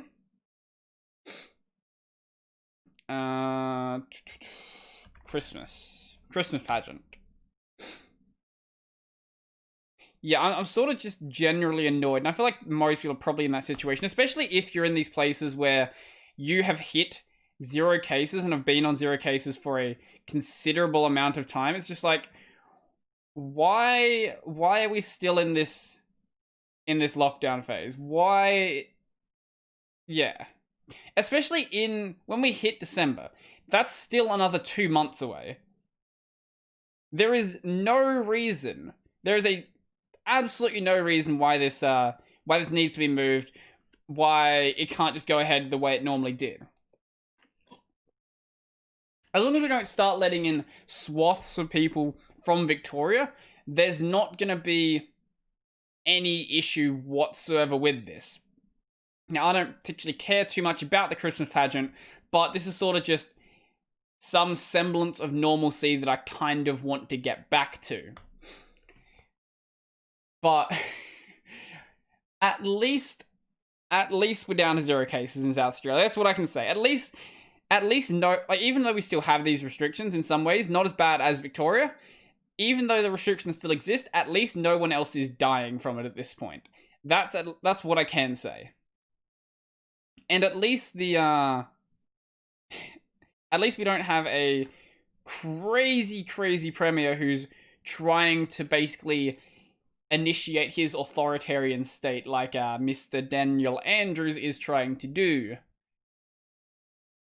Yeah. I don't have too much else to say about that, but there's one last thing I did want to talk about. So, over on YouTube, there's been a new type of YouTube channel that has been popping up. So, on a lot of my videos, you might have noticed comments from channels that look a little bit like this. Now, I'm not going to show you the channel this is actually on because I realize it's probably a little bit too much to show on YouTube. There's a lot of channels like this that keep commenting on my videos.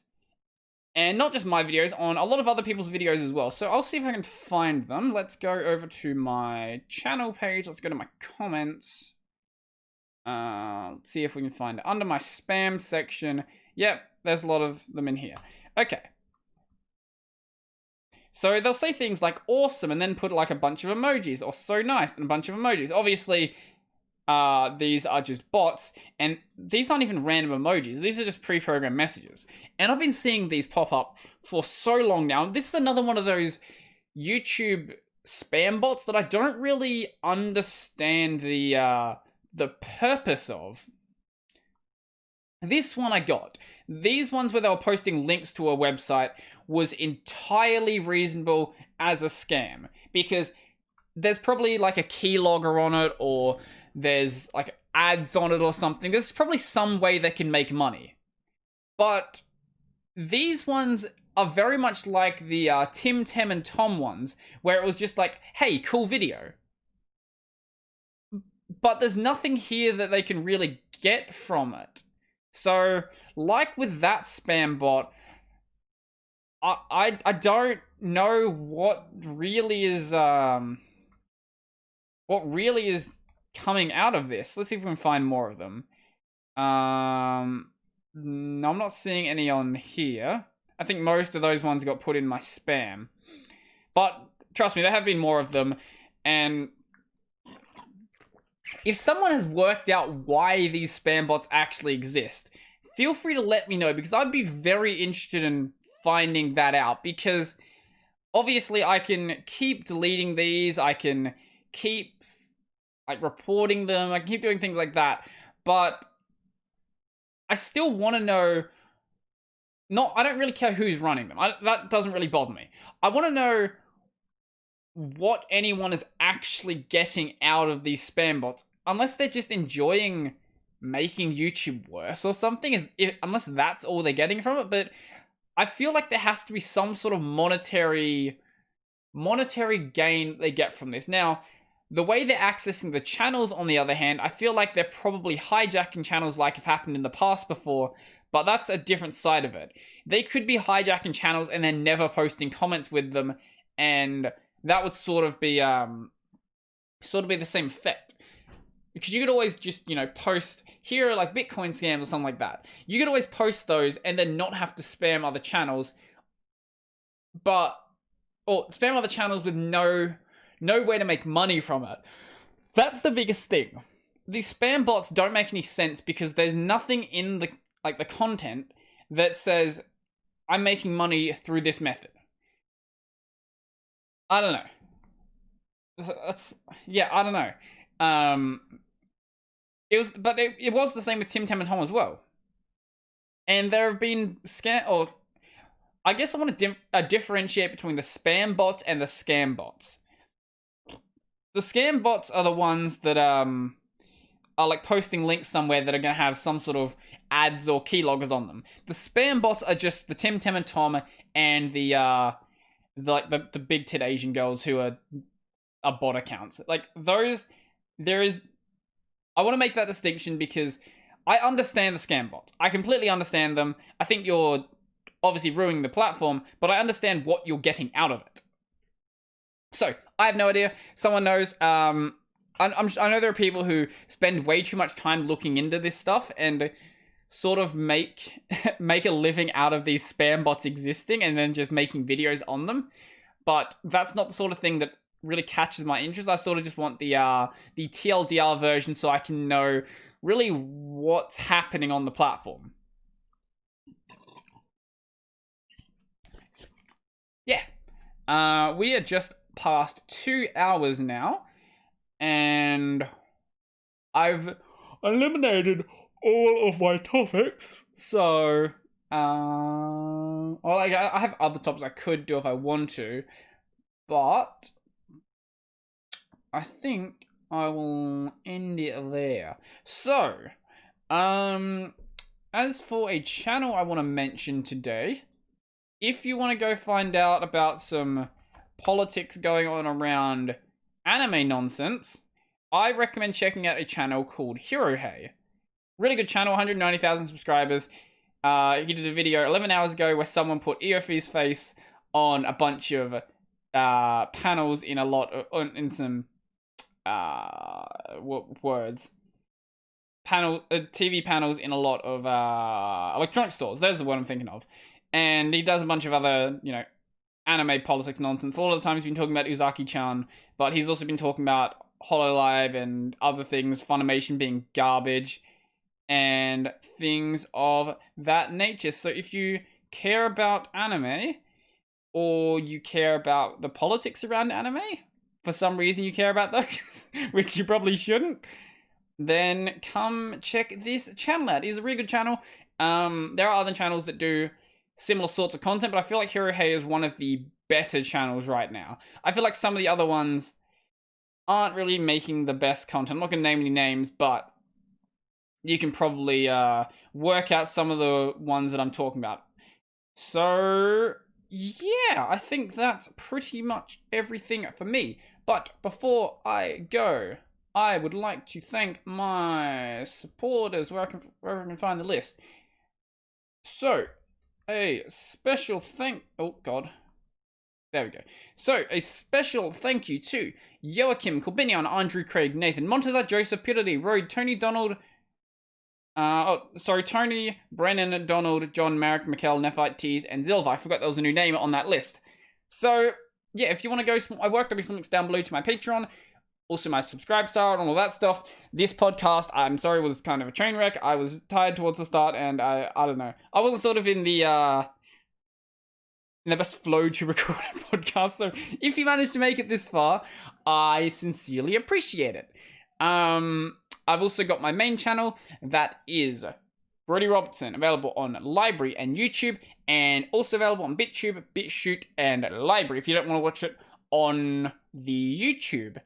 I've also got this podcast available on LBRY and YouTube if you want to watch the video version, or the audio version is available basically anywhere you can listen to audio podcasts. So I think that's pretty much anything for me. But before I go, we will play the outro wherever my music player is. Here we go. There we go.